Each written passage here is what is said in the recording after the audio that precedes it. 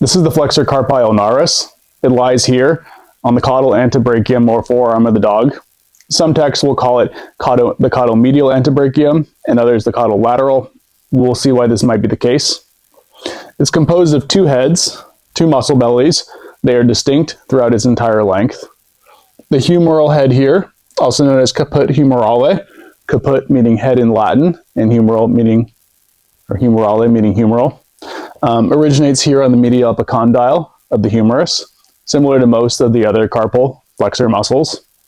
If you ever heard the term flexor epicondyle, that's referring to the same bony landmark, the medial epicondyle, because so many of the flexor muscles originate from that location.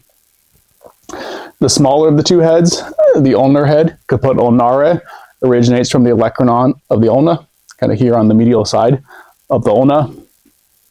Both muscles tendons insert down here into the accessory carpal bone, one of the 7 carpal bones in the dog.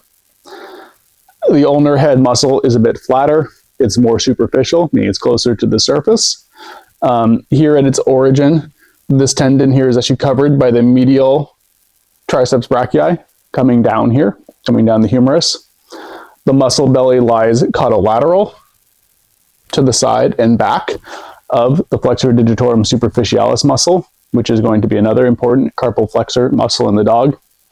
That muscle is going to be about here, and the ulnar head of the flexor carpi ulnaris is going to be partially covering that muscle. So it's going to be superficial to the flexor digitorum superficialis. Before the ulnar head gets to around the middle of the forearm, it's going to transition into a long tendon here. As it passes down here near the accessory carpal bone, that tendon is going to pass under the humeral head of the flexor carpi ulnaris before inserting into the accessory carpal bone. So it's going to be passing underneath the humeral head. So the humeral head here is the larger of the two heads. It's a larger muscle. The tendon of origin here is short and thick, as you can see here on the medial epicondyle. And it's also a fairly short and thick tendon here, inserting into the accessory carpal bone here. Most of this muscle here is covered by that flexor digitorum superficialis that we talked about earlier. So the flexor digitorum superficialis is largely covering the humeral head of the flexor carpi ulnaris, and it is largely being covered, at least part of it being covered, by the ulnar head of the flexor carpi ulnaris. So you can think about that layering. You can imagine the flexor digitorum superficialis in between these muscles, wrapping over this muscle, the humeral head, and being wrapped over by this muscle, the ulnar head of the flexor carpi ulnaris. If you ever hear the flexor carpi ulnaris referred to, or in literature you might see it marked as FCU, it's abbreviation, so you may see that as well, or hear me refer to it as FCU.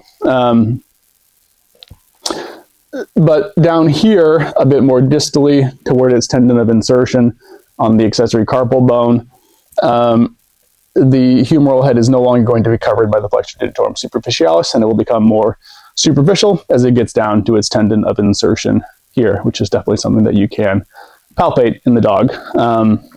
The main function of the flexor carpi ulnaris is going to be to flex the carpus. The flexor carpi ulnaris contains a high percentage of type 1 muscle fibers. So these are muscles that have a lot of endurance. This tells us that its primary function is probably stability and supporting the dog against gravity. Again, because it has endurance to do those activities for long periods of time and keep the dog standing and to keep the wrist joint stable. We know that in greyhounds, the pennation angle, the angle of the muscle fibers, is 55 degrees. That's very steep. It's the highest pennation angle of any muscle in the dog's body that they measured. These high pennation angle muscles have a shorter movement and they don't pull as far, meaning their short pennated angle muscle fibers are shorter. And so because of that, they pull a shorter distance, but they do it very strongly, and they can do it a lot. So these are great for posture and stability. So again, another key that this muscle plays a big role in posture, stability, anti-gravity. And stability is crucial to the dog, not just during the stance phase when the dog is standing, and it needs to keep its wrist straight and supported, but also during locomotion and especially jump landing, when there is that impact of the dog coming down on a jump, the FCU is going to be doing a lot of work during those movements. And it's subjected to an increased force because it opposes that hyperextension that occurs when the wrist touches down. So if you imagine here, we have the right forelimb of the dog. So this is the medial side of the forelimb, scapula, humerus. Here we have the medial epicondyle, where the flexor carpi ulnaris is originating, coming down here into the accessory carpal bone. So this, what I want to show you though, is this wrist here. When the dog touches down, the wrist does not, we don't want it to collapse, right? We don't want it to hyperextend. So the flexor carpi ulnaris is going to be helping to stabilize that wrist. So while it is a carpal flexor, a lot of its work is going to be stopping extension and doing that repeatedly for a long period of time. So very important for the dog. So Miller's Anatomy says that in addition to carpal flexion, the flexor carpi ulnaris contributes to adduction of the forepaw. So if we have a paw here or a hand, adduction is going to be moving laterally. According to the Veterinary Anatomy of Domestic Animals, however, it says it's a supinator, meaning it'll be turning the paw upward, supinating. And meanwhile, carpal flexor contracture, which is a big condition that relates to the flexor carpi ulnaris that we will talk about in a second, results in carpal flexion and adduction, so moving more medially. So there's some conflicting thoughts on what its action is outside of just carpal flexion, which is by far its main action.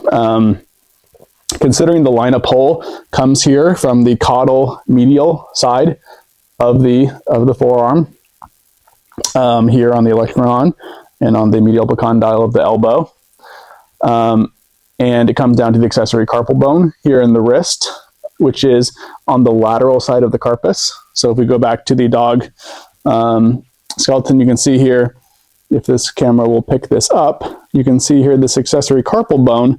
It's here. This is the medial side here. You can see the first digit, the dew claw. The accessory carpal bone is on the lateral side of that, of the wrist. So when this muscle contracts, it's going to be coming down from the medial side of the olecranon, from the medial epicondyle, coming down the accessory carpal bone and pulling that bone. And it's going to be pulling it, you would think, more medially, which I would say is going to be a bit more of a supinator, is the action that I would expect. Now, when the wrist is flexed, is there going to be some difference in it versus when it is standing? I would expect so. So it may be a difference in the position that it is measured on the action that the flexor carpi ulnaris is having on the dog's wrist. So that's something to consider. But I would think that some degree of adduction, like adduction, and supination of the carpus would be what would generally happen. But again, flexion of the carpus is going to be the major primary role. So that's really the one you need to remember.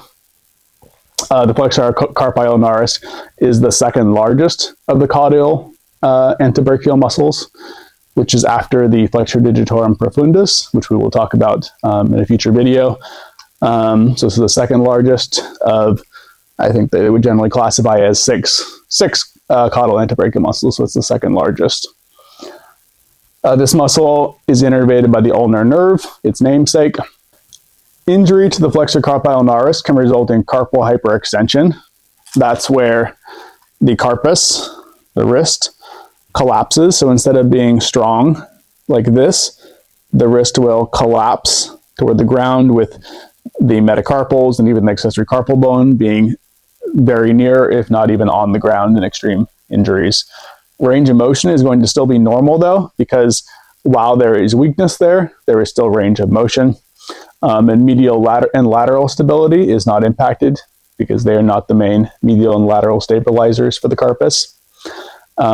Swelling and thickening of this tendon here, the accessory carpal bone, is going to be a really common sign of tendinopathy. So you may see the swelling to be really significant, reaching up to like 3 times normal size, like looking like an actual ball there at the end. It's like an actual like ball or a knot at the end of the tendon, in a really, really significant way in these serious injuries. I would say it could be much, much less severe.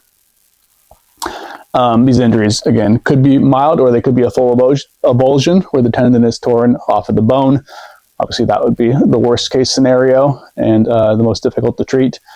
Treatment outcomes can be very good, though, with conservative management in more minor injuries, with shockwave, platelet-rich plasma, massage, hydrotherapy, laser, acupuncture, physical therapy, medications, etc., or with surgical management, depending on the injury and the severity of it.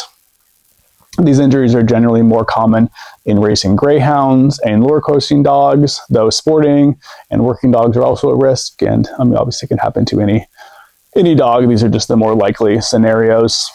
Another condition involving the Flexor carpi ulnaris is Flexor carpi ulnaris contracture.